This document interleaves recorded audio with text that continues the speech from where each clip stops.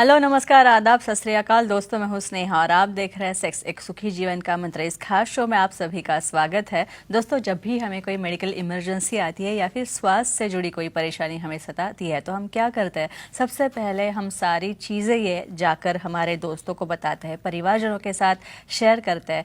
क्योंकि क्या है ना कि बहुत से लोगों को सेक्स लाइफ से जुड़ी कई सारी तकलीफ़ें, कई सारी दिक्कतें होती है, लेकिन अफसोस कोई भी इस बारे में खुल के बात नहीं करना चाहता। नहीं ना, क्योंकि इस बारे में बात करने से हमें शर्माहट आती है, हम घबराते हैं, हिचकिचाहट हमें होती है। तो दोस्तों, लेकिन अब शर्माने की ज़रूरत नहीं है, घबराने की ज़रूरत नहीं है, क्योंकि डॉक्टर विजय दहीफले जी जो आपके साथ है, डॉक्टर विजय दहीफले आपके सेक्स से जुड़े सारे सवालों के जवाब बहुत ही सरल और आसान तरीके से देंगे। तो आइए शुरुआत करने से पहले जानते हैं डॉक्टर विजय दहीफले जी के बारे में।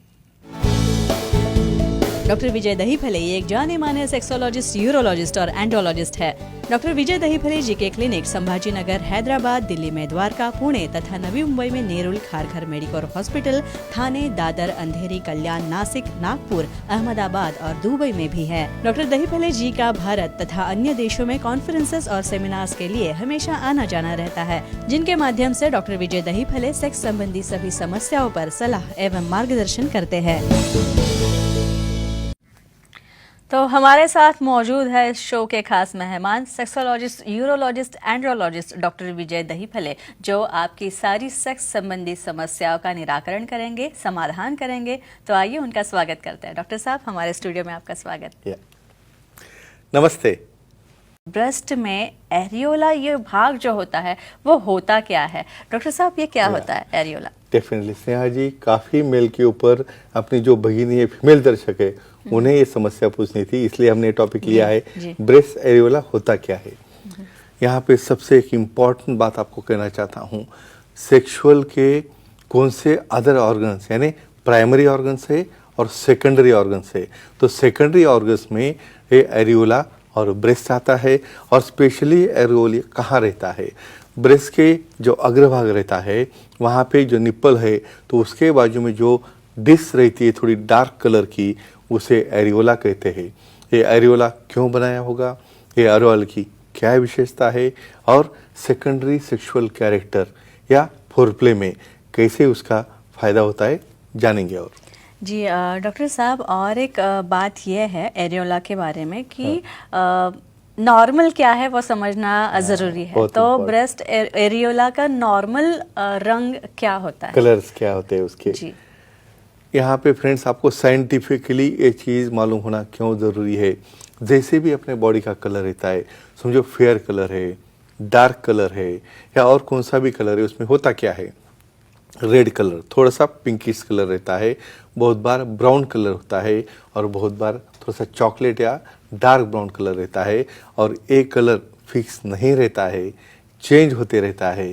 कैसे चेंज होता है, नॉर्मल क्या होता है, कौन से कंडीशन में उसे एबनॉर्मल कहना है, ये सब डिटेल में हम देखने वाले हैं। और डॉक्टर साहब, इसके बाद एक फ़ोन है दादर से, मुंबई दादर, समीर जी हमारे साथ जुड़े हैं। समीर जी, सवाल पूछिए आपका। हेलो सर जी, हाँ बोलिए। मेरे पार्टनर के ब्रेस्ट बहुत छोटे, तो क्या ट्रीटमेंट लेनी चाहिए, जानकारी दीजिए। अच्छा, ये बेसिक सेक्स एजुकेशन में आता है। और मेरे पास कुछ ऐसे पार्टनर के बेस अच्छे नहीं है, मुझे उससे डाइवोर्स लेना है। फ्रेंड्स, ऐसे नहीं करना है। समझो आपको कुछ होगा तो समझो आपको छोटा लेंगे बोल के आपको डाइवोर्स दिया तो जमता है? नहीं जमता है ना।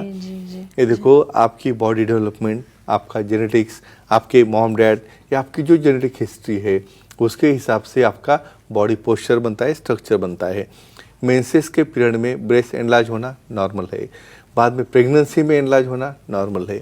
कुछ फीमेल्स में हार्मोनल चेंजेस की वजह से ब्रेस्ट फ्लैट होते हैं, या यहाँ पे कुछ उतना बल या ग्लैंड तैयार नहीं होती है। ऐसे केसेस में क्या करना चाहिए, विशेषज्ञ है ना, उनसे मिलके कुछ हार्मोनल थेरेपी, कुछ लोकल थेरेपीज, और ज़रूरत पड़ने के बाद में वहाँ पे ब्रेस्ट इम्प्लांट भी बिठाए जाते हैं।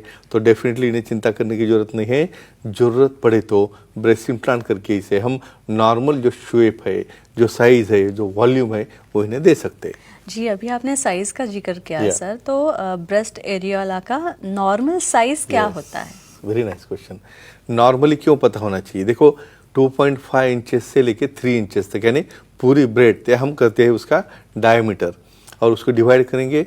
निप्पल का जो आकार है, जो बेस है, समझो 1 या 1.5 सेंटीमीटर का, वही डिस्टेंस राइट में, वही डिस्टेंस लेफ्ट में, और उसे हम सर्कल करेंगे तो नॉर्मल रहता है। ये क्यों देखना है? क्योंकि कुछ एरियोला स्मॉल भी रहते हैं और कुछ एरियोला लार्ज भी रहते हैं।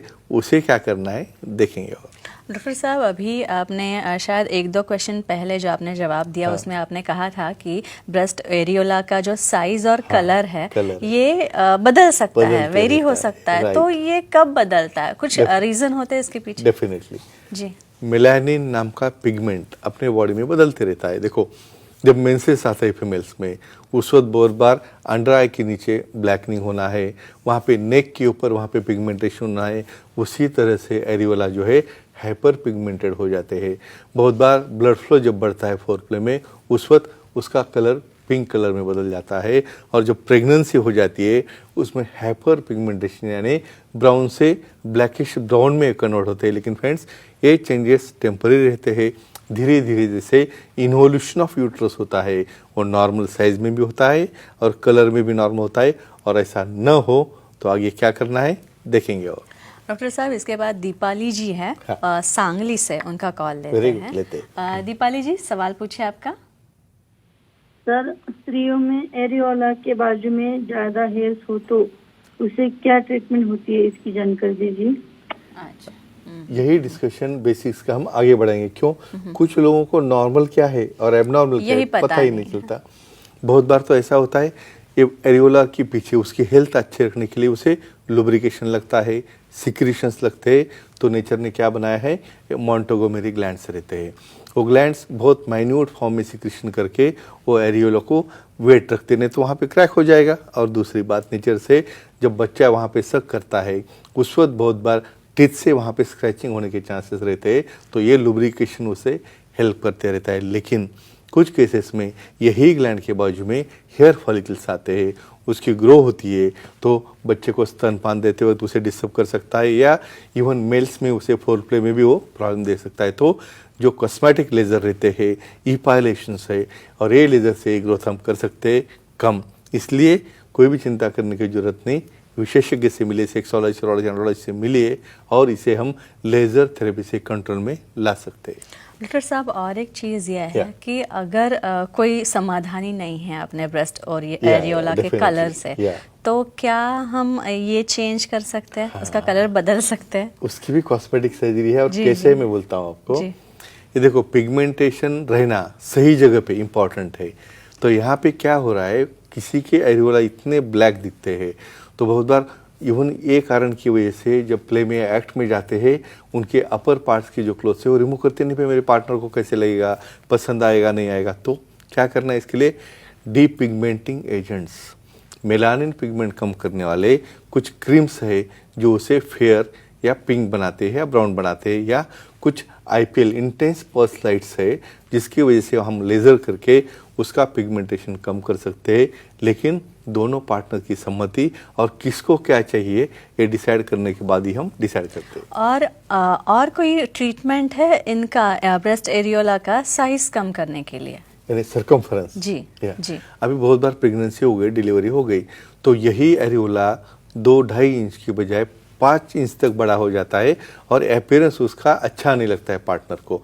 तो areolar reduction surgery specially cosmetic surgery है, जिसमें डिस्क जैसा सर्कल लेके जो एक्स्ट्रा सर्कल है ब्लैक कलर का, या जो इरेगुलर दिखता है कुछ लोगों में, तो उसे निकाला जाता है। बहुत बार जो स्ट्राई बनते हैं, यानी ब्रेस्ट में मिल्क आने के बाद, एम्प्टी होने के बाद उसके ऊपर कुछ स्ट्राई आते हैं, वो भी इससे कम किया जाता है। तो फ्रेंड्स, एक ही चीज़ कहूँगा, नेचर में जो भी दिया है वो अच्छा रहता है, उसमें जो भी बदल हुआ है उसे करने के लिए विशेषज्ञ है। तो ऐसी छोटी छोटी चीज़ लेके पार्टनर से झगड़ा करके अनबन करके फ़ायदा नहीं रहता।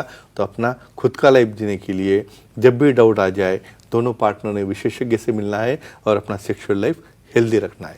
तो दोस्तों ये थे हमारे शो के खास मेहमान डॉक्टर विजय दहीफले, जो कि सेक्सोलॉजिस्ट, यूरोलॉजिस्ट, एंड्रोलॉजिस्ट है, जिन्होंने सेक्स समस्या और उसके सभी उपायों पर बहुत ही अच्छी जानकारी दी, बहुत ही वैज्ञानिक जानकारी दी। और अगर आपको भी डॉक्टर साहब से मिलना है, उनकी सलाह लेनी है, आपकी कुछ लैंगिक समस्याएं हैं, उनसे आपको छुटकारा पाना है, तो आप डॉक्टर साहब से मिल सकते हैं। स्क्रीन पे जो नंबर दिए गए हैं उस नंबर्स को आप नोट डाउन कर ले तथा इन नंबर पर आप संपर्क करें। साथ ही डॉक्टर साहब जिन जिन सेंटर्स पर उपलब्ध है उन सारे सेंटर्स के नाम हमने दिए हैं। अंधेरी, दादर, नवी मुंबई में नेरुल तथा खारघर में मेडिकोर हॉस्पिटल में आप डॉक्टर साहब से मिल सकते हैं। तथा डॉक्टर विजय दहीफले ठाणे, कल्याण, पुणे, नासिक, संभाजी नगर, हैदराबाद, नागपुर, दुबई में भी डॉक्टर साहब जाते हैं कभी कभी विजिट के लिए, तो वहाँ पे भी आप उनसे मिल सकते हैं। यहाँ जा सकते हैं आप और डॉक्टर साहब से मिल सकते हैं, उनकी अपॉइंटमेंट ले सकते हैं। उनकी वेबसाइट है सेक्सोलॉजिस्ट विजय दहीफले .in। इस वेबसाइट पे आप जाएंगे तो अपॉइंटमेंट का बटन आपको दिखेगा। इस अपॉइंटमेंट के बटन को क्लिक करने के बाद आपको डॉक्टर साहब की अपॉइंटमेंट जो है आप बड़ी आसानी से मिल सकती है और बहुत ही सरल तरीके से इस प्रकार आप सारे लैंगिक समस्याओं से छुटकारा पा सकते हैं। तो डॉक्टर साहब आप यहाँ आए और इतनी अच्छी जानकारी दी, उसके लिए आपका बहुत बहुत शुक्रिया। धन्यवाद। तो अब वक्त हो चला है अपने दर्शकों को अलविदा कहने का, तो चलिए गुड नाइट, शुभ रात्रि, अपना ख्याल रखना।